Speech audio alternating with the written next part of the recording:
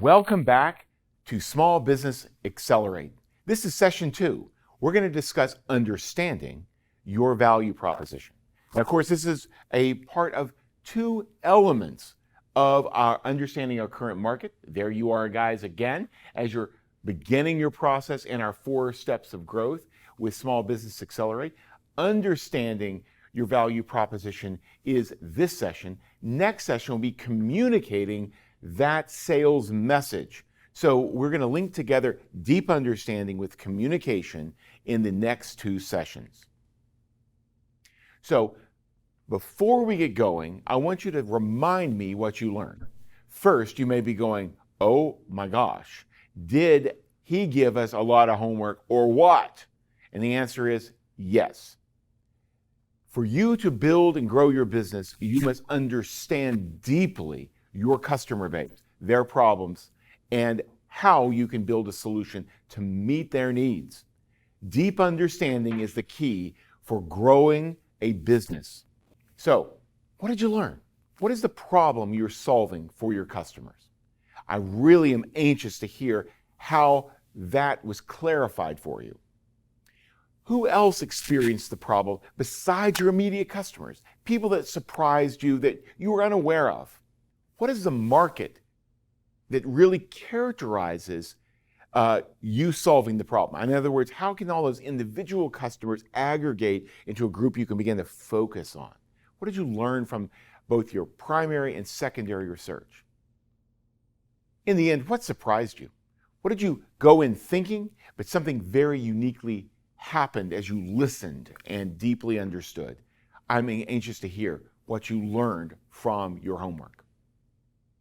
Now, we're coming back to the question, moving on from a market problem to now, why should the market care about your product or service? This is the essence of the value proposition. I'm going to discuss how it's been defined 2 different ways. 2 popular authors on the value proposition really talk about the jobs people need to do in their daily life, whether it be using a phone, whether it be purchasing food online, or whether it be having a technology solution for investments. Everyone has a job to do. And in doing that job, they experience pain. And that pain is an obstacle for them to do their job. So there is a gain associated with removing the pain so that the job becomes easier to do. And the job can be monetized in terms of emotion, in terms of convenience, in terms of money even. That is one definition.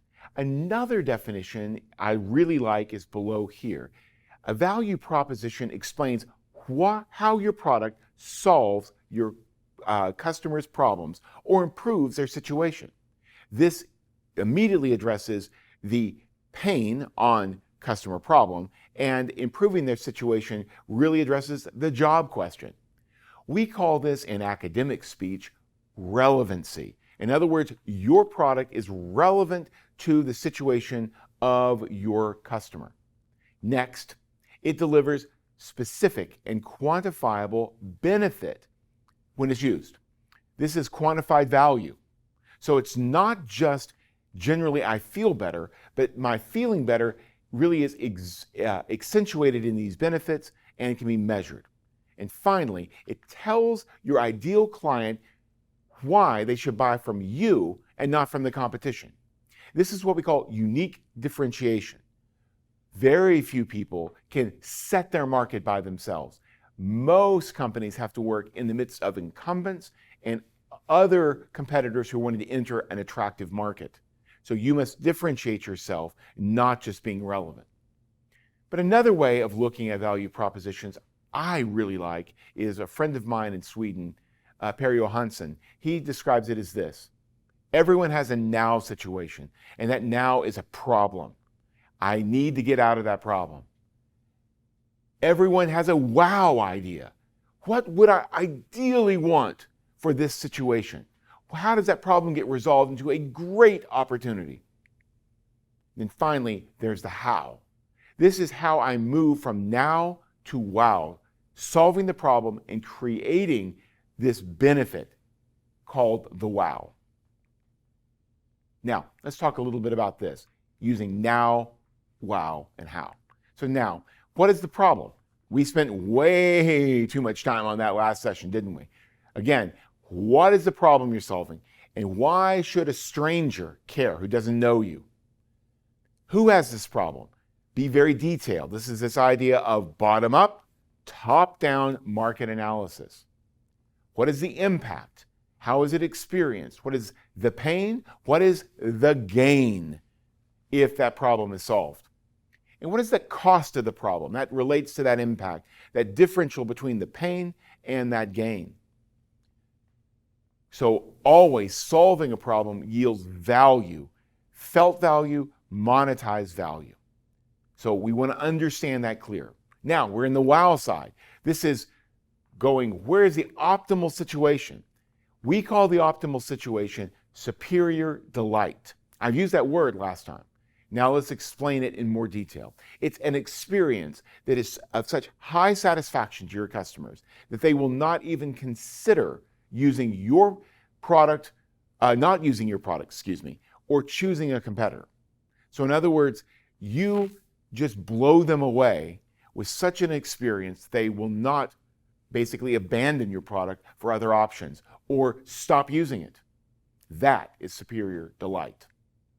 So how is your offering a solution to the problem? How does it solve the defined problem issues? Who benefits? Why do they benefit? How do they benefit? And why do you solve the problem better than anyone else? Creating, again, this superior delight that they would not consider a competitor sticking with you. And finally, this all wraps together as why should a stranger care? These are these adjacent customers who don't know about you, or possibly new customers who have different problems you can solve. So, what are the components of a value proposition? That how, this is the last piece. So we talked about the now, we talked about the wow, now we got to get there, crossing that gap between now and wow. This is a roadmap to grow your business through customer engagement. You want to describe your logic. How's your strategy of overcoming their problem with your solution? Ensure that it's clear. How will you reach those customers with that message? How will you beat your competition? Not just with message, but with product performance. How will you define your next business goals when you really achieve this for your current or maybe even adjacent customers? What gaps do you have to achieve that goal? The gaps in that definition is very important because you need to know, do you need more money? Do you need more team members with different skills, better market access, other types of help? This allows you to ask important questions such as who can help, how can they help, and should you ask them for help? So that's the value proposition. Now let's talk about who can be your ideal customer.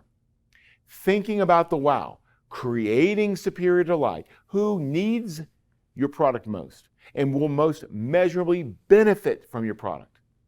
So that's that felt experience. The next piece is who will pay for that product, because that's kind of important. It's great to yield great experiences, but if they're not willing to pay, that is a problem. There's many things we pass by in a grocery store every time we walk down an aisle that may offer really interesting products, but we don't buy them.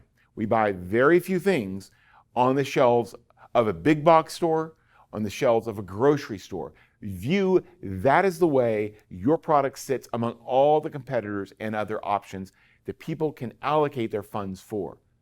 Who will be willing to pay? Not everyone in the market will care passionately about your solution. We're going to begin to talk about the ideas of segmentation, targeting, and positioning. Coming slides. This breaks this big market we talked about into very focused areas, into subgroups based on common needs, interest, and lifestyle, maybe demographics, geography, or behavioral traits that really define who you need to focus on. So, from your interviews around the problem, what did you learn? Who cares the most? Why do they care the most? What defines their caring? Where do you find those people? Where do they aggregate online?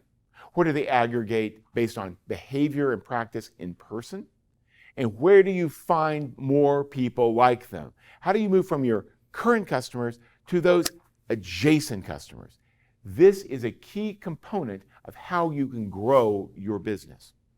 Spend a few minutes thinking about these questions about who cares, why, where do you find them, and where do you find more people like them. Now, let's turn our attention in more depth to this idea of STP, okay? A few simple definitions. First, available market. This is where we focused our top-down research in the last session. These are all the people or the organizations that you could sell to in theory. So you found data saying that these are all the people that could buy my product. But let's be blunt, most won't. This is why segmentation is so very important. It identifies and defines parts of that available market who are most interested in your product. The questions in the last slide will help you begin to say, who is my segment? All right, targeting is next. This is picking one segment to target and giving the reasons why. You stop focusing on everything and you start focusing down on a specific group. And finally, there's positioning. This is making everything about your product, the packaging, the messaging, perfect for that targeted market, okay? So again, segmentation, targeting, and positioning. Let's talk about that visually for a second. If all of this market is this big, yes, burnt orange square called the available market, these are in theory the people you sell to. But let's be blunt. There's different things they care about in your product. Some care about A, B, and C over here in group A. Some care maybe more about A, B, and E if we view these are different values or benefits. Some care about X, Y, and Z. Some compare, maybe love A, D, and Z. The point is, many people like different things about products. How do you find that out? You've got to talk to them. So if you're not talking to customers, you can't understand what features about your product they like the most and the benefits those features yield. Once you understand those pieces, you can begin to understand that not everyone understands everything. You've got to go observe, talk, and listen to people. Now, we begin to target. Targeting involves choosing who you'll focus on. Let's pretend we're going to focus on segment D because we are strongest in our competitive position around these concepts of A, D, and Z. These are elements that are most strong in the competitive nature to other products. Now, we start with these current customers in D, and the people like them who are experiencing things the similar way and valuing pieces of the product in the same way. This is how you target. Next, we will then position. This means our product, our placement, our promotion, and our price, the 4 Ps, all focus on segment D. It's all about the customer. You want to present the messages for your product and services through ads, packaging, experiences that create that superior delight. We want to be communicating things that people resonate with. We'll talk more about that in session 3. So, who is your best segment? Consider the market segment that defines your current customers. What are their behavioral traits, their purchasing traits, their attitudes? Sometimes demographics play a role in this, but those are not as strong as the behavior of buying. What makes people take out a wallet and spend money? How can you effectively target them? How are you positioning your product and service in every aspect to reach and resonate with them? Is that strategy working?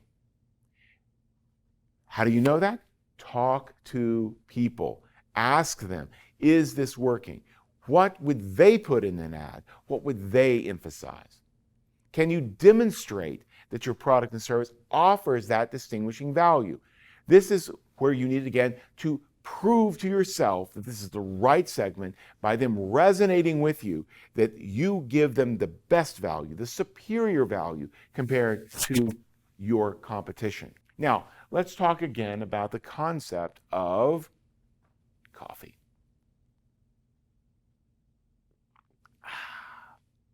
Now, with coffee, we understand that there's various types of segments. People who like to buy products in, let's say, a local shop. Some may go to chains. Others really like to go down to restaurants and sit and spend time with their food. But then there also are folks who like to just get quick coffee, such as at a gas station. There are very different interests being played. Often taste, relationship, and experience drives people to local shops. Predictability and mediocre quality, honestly, lands in often the chain stores. It's predictable, it's easy to know. Restaurants, it's often about the ancillary activities, the business, other things. And then convenience is just about that. Well, how do I get my pop of caffeine most easy and cheapest? These are these behavioral characteristics. What will make your segment most responsive to your product? This gets into the idea of moving from what we call attributes or features, such as cup, the type of spoon or sugar, or availability in size and different types of milks, to actually the values that come about from that, involving taste, experience, consistency, and other factors. So communicating what brings superior delight involves benefits. It's necessary to generate a meaningful and repeatable experience with customer satisfaction. One time's not enough. You have to repeat that. So let me explain this with an idea about building a resume service online. The feature that can be offered are professionally designed templates. These are templates that you can download, drop your data into, and they look really smart. Fantastic. That's a feature. The benefit, though, that we want is we want to have an eye-catching resume that stands out among others looking for the same job. That's really good. That's the benefit of a design template. It has an eye-catching quality. You're selling that, not the template. But the real customer-oriented benefit is different than just standing out. Let's be blunt. You want to have a tool that will land your dream job quickly. That's the actual customer benefit. So you can see how we move from an attribute, which is really part of your product, a template, to a benefit as its use is felt, to actually what the end goal of your customer is, getting the job. By listening to your clients, your current customers, you can understand what superior delight means to them. That is the customer-oriented benefit. So, session 2, understanding your value proposition. What is your homework? Ha! I knew you were anxious to do that. Let's do it. So, review these slides. Listen and think about these key concepts of segmentation, targeting, positioning, the value proposition of now, wow, and how, and finally, superior delight. Those are the key concepts. Interview at least 10 current customers. Explore their experience with you. How did they find you? What was their buying experience? What is their user experience? Would they repurchase again or re-engage with your service? What did they like about what they did? What did they hate or would like to improve about your product or service? Ask them. Don't just get pats on the back. Get truth and deep understanding.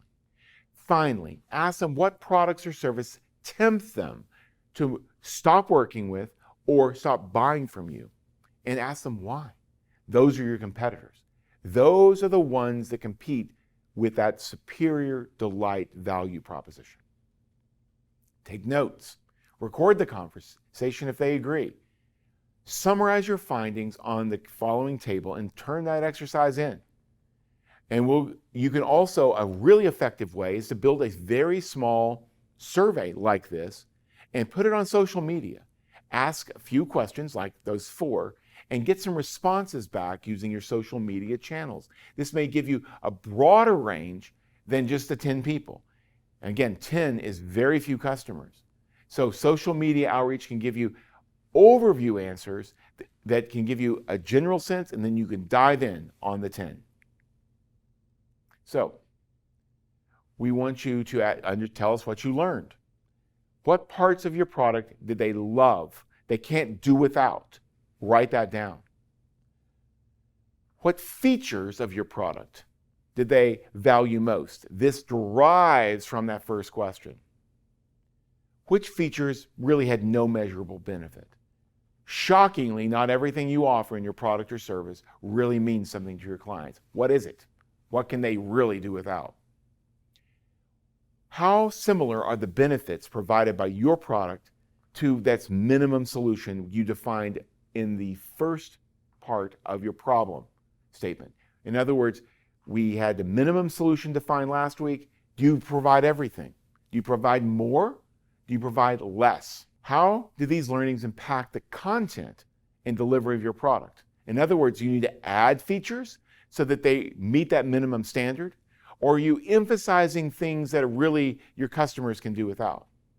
And finally, how do these learnings impact how you will talk about your product or service in the future? How do you speak about what is most valued and creates the most delight in your customers? Summarize now your findings here. So let's go through this. First is this minimum features. This comes from last week's work. I have 5 spots for you. Please list those things that they cannot do without. Now walk over and describe the attributes you offer. These are the features. What are the things you do? Do those match with these minimum features? Or are you missing one? Or do you have many extra ones? Find that out. Now, based on the interviews or social media evaluations, look at each one of these attributes and characterize how your customers actually valued them. This is the benefit. From the enthusiasm that they provided, really what you want to do is look at the issues of benefit. So how do they rate it? Now, we use a scale of +3 to -3. Let me explain why. The middle of the road is 0. This is something they kind of go, I can live with it. I don't live with it. Okay? So that's basically no pain and no gain. -3 means it's really awful. They want it changed immediately. +3 means it's really amazing and they want it to definitely stay. And then of course you have gradations in the middle. This helps you understand which of the attributes of your product is most valued by your customers. And this is from their actual interviews. In fact, you can even ask them these specific questions when you're interviewing them. What do you think about this? What do you think about that? What do you think about this other thing? Rate it for me. Or you can listen to your recordings or you're reading your notes and rate it yourself. Be honest, not everything really is valued. Now, version 1 of your value proposition, we want you to write out. This links into the problem statement. So you'll notice that we start with, my current customers are this group. This is basically your segment you're working and targeting on. They are part of this general market segment that are defined by these behaviors, habits, problems, needs, buying habits. This is the problem that they experienced. It's from last week. It impacts their life in these tangible reasons, life and economic ways. But they purchase my product or service for these key reasons. This gets back at this importance factor way over there. Why do they buy your product? That links into this element down below. So this is the first version of your value proposition. We'll be working on it and improving it and deepening this through the next few sessions. So, understanding your value proposition, there we start. It's exciting times for you. Moving from problem to solution. cannot wait to hear what you learn from speaking with your customers, reaching out to them by social media, and working through the homework exercises. So until next week, we'll see you at Small Business Accelerate.